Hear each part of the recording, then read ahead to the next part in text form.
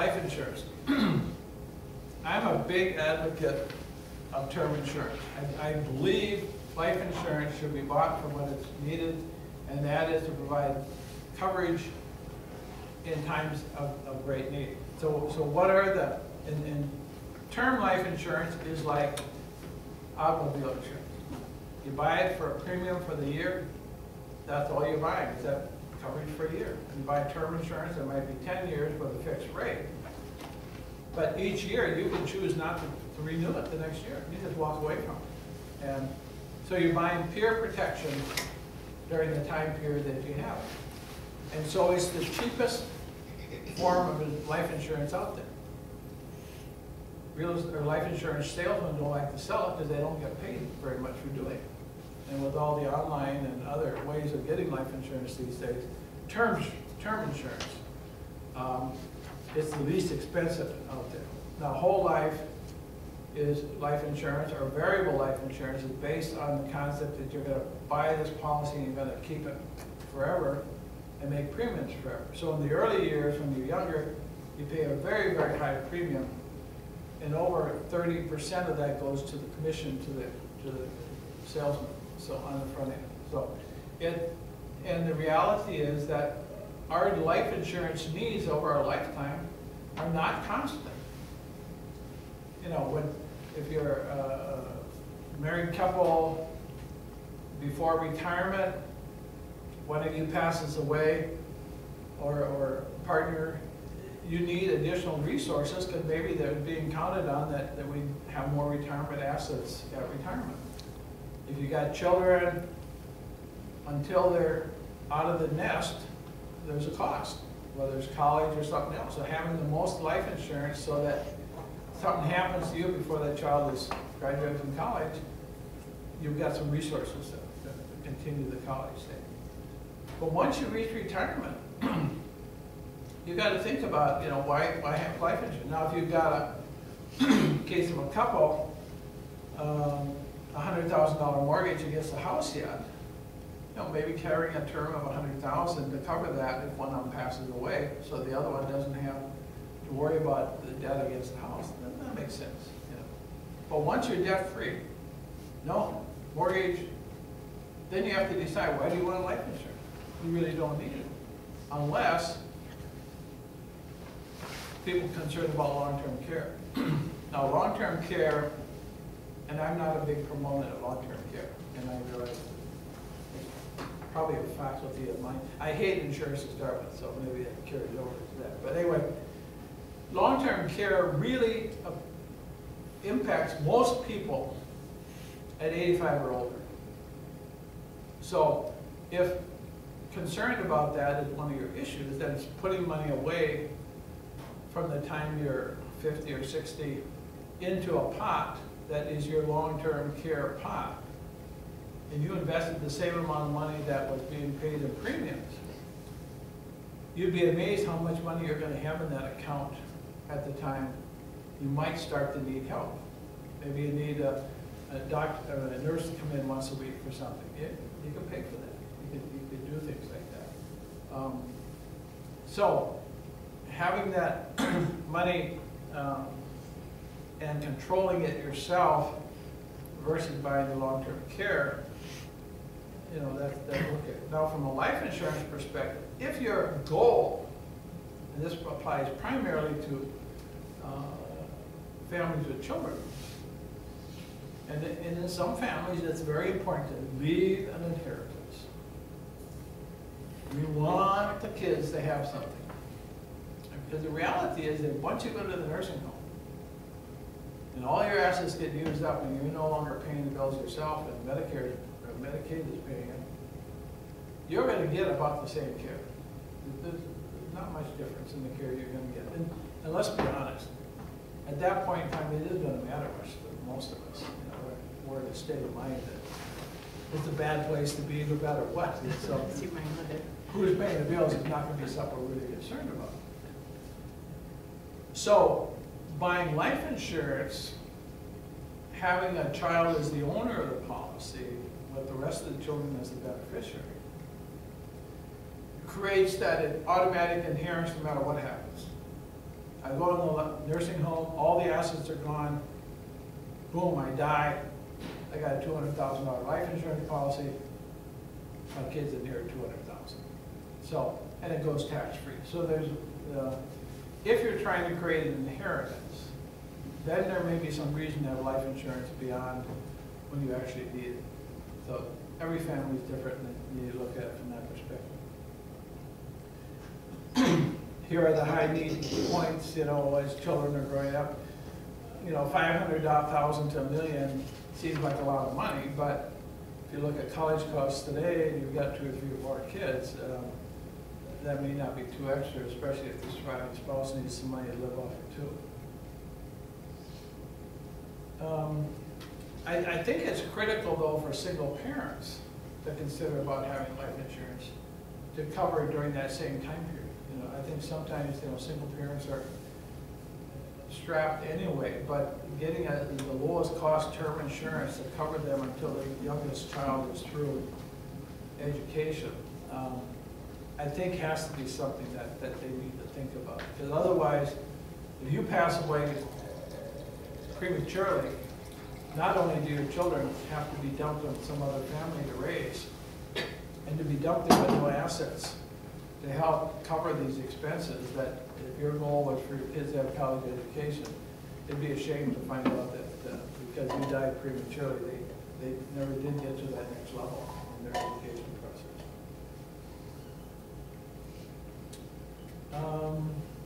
Okay, we've gone through this.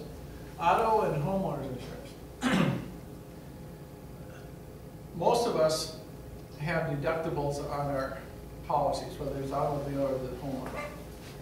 You should, as much as possible, get the highest possible deductible you can afford. And you should do the math, because I don't know what we're at now. We're at 10,000 on the house and 4,000 or 5,000 on the car or something. Anyway, maybe not at that level, but if you got difference between 250 or 500 or 500 and 1,000, I've actually looked at policies that 2 years of premiums would have paid that extra deductible. In other words, if the deductible was $500, and I think I used an example here of a $750 a year premium, and you could get $1,000 deductible for $500 a year premium, in 2 years you would have saved $500 on your premium cost. You've got to put it in a little pot and say, this is my deductible money. And if you don't have any claims, 2, 3, 4, 5 years down the road, you're going to be way money ahead because you've knocked your premium down as low as you can get it. So I think it's a mathematical thing. There's certainly one of those that you might move through. In other words, you're comfortable with 250 because you don't have a lot of savings, but you got a little bit of savings. Then you're comfortable with 500, and you got a little bit of savings more, and you're feeling more comfortable. You move to 1,000, you know, whatever. So it's not like, boom, we make the change tonight, but it is something you should constantly be looking at. How can I reduce? Because let's be honest, you know, how many times do you make a claim against your house? Most of them very few times. And a car, you know, unless you're aggressively getting through rush hour traffic every afternoon, because I had 3 accidents in 6 years driving to the U. I don't miss that at all. So anyway, some of us are not as patient as we should be. Anyway, okay, let's talk about investing. And when we talk about investing, we need to again remind ourselves of the tax code. Yes. Would you advise the same for health insurance then? Yeah, I think you know, you need to do the math, you know, and if they give you enough reduction in premium costs for the deductible increase, being self-insured, I mean, you know, why does 3M and some other companies self-insure themselves? Because it's cheaper for them to pay the costs, you know, and in the same way with home loans in particular. If home loan mortgage people can get you to adopt a $10,000 deductible, 90+% of all claims are less than 10,000. So once you you know, built up a little nest egg and you feel comfortable, you can cover that short term. being what you're really doing is self-insuring the deductible. And there's a point at which that makes a lot of sense, especially if you're reasonably conservative people to start with, you know, and you know, take care of things that need to be taken care of when they need to be taken care of. So, we need to understand that the tax code has a big impact on how we make our investments. And for retirement, there's the choice we always have, is we put money in a retirement plan, or do we save money outside of retirement? And there are advantages to both strategies, and we'll take a quick look at that. The other thing is, the present tax code encourages us to be growth investors rather than savers.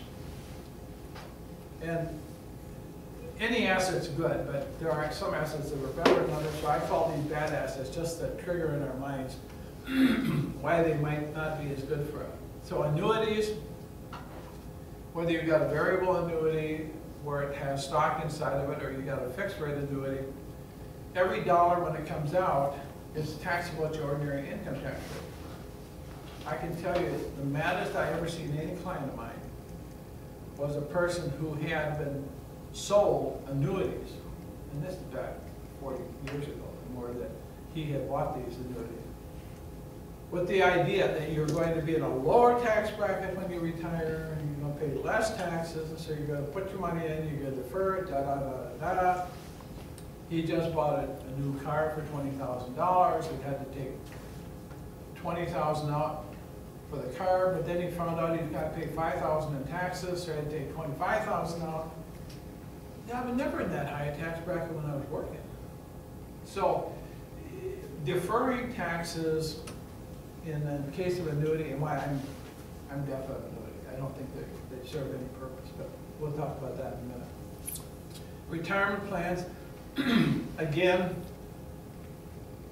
inside the retirement plan, you have stock, you have mutual funds, whatever you have. The insidious part of it is it converts that capital gains investment into ordinary income as you take the money out. And for the most cases, we have no choice. We just have to live with it. That's just part of the system. Except if you belong to a company that's got a stock match. And we'll talk about, there's one option there that you can preserve that capital gains. We'll talk about that. IRA, same thing. Stock mutual funds inside an IRA comes out as ordinary income, taxed at the highest level. Corporate bond interest, certificate deposits interest, all of that is being taxed at whatever your highest tax rate is. And good assets are assets that are considered capital assets, and capital gains rate, as we talked earlier, if you're in the 15% or lower tax bracket, all that is free. And if you sell, or if you die with stock and real estate, it passes to your heirs free. There's no capital gains tax, because it all gets a step up in basis.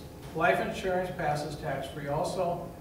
Roth IRAs, we'll talk about those later, also pass tax-free to beneficiaries, and the income for lifetime is tax-free. So, in essence, the government wants you to take risks. In other words, they're taxing you on the non-risk items, bonds, certificate deposit, money markets, all taxed at the highest level.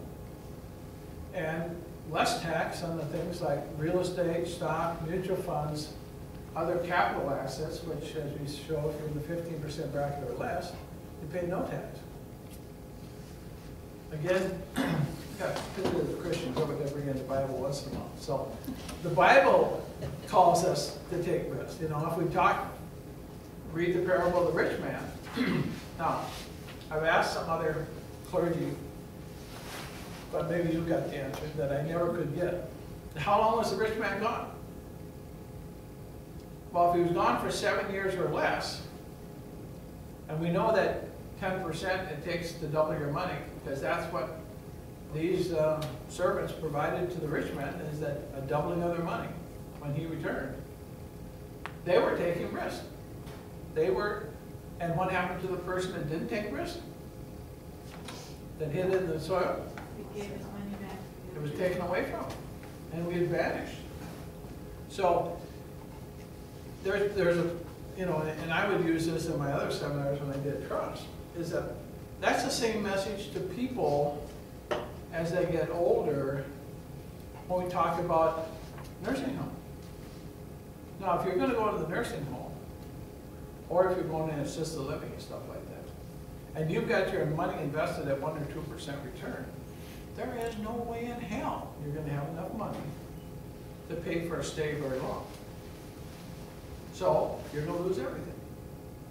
On the other hand, if you set up a systematic investment company approach to this problem, and you put money away, it's invested. When I was working with senior citizens, the average stay in nursing home, and this was even 15 years ago, was 6 months. Now, granted, there's exceptions to this, you know, but then you plan for the exceptions, well, that's up to each family. But I had 6 clients in 1 year, 3 of them didn't make it past 2 weeks, and the other 3 were dead within 6 months. So, you know, there's a fear tactic out there about long-term care based on the fact that, you know, we're all going to go into long-term care, we're all going to, True, that may be an honest statement, but what is the time period? If you're only in there for 2 months, that's $10,000 or 50, you know, whatever. But you have to put it in perspective, and that's why, from this perspective, looking at that, if you take risks, you put money away, you invest it heavily to make a reasonable return of 10%, then you're going to have the resources, and you're not going to lose everything if you have a 1 or 2 month stay in the nursing home at the end of your life. You're going to have money that's going to go to your family and stuff like that. So, and the reality is that if you save it from the time you turn 60 or 65, you're going to have enough money for several years at the time you turn at 85 or 90 when you actually really need it. And so, my mother, good example, 20 months in nursing home. So that, or not even that much in the nursing home part. Yeah, I guess it was about 20 months. So, and she's not unusual.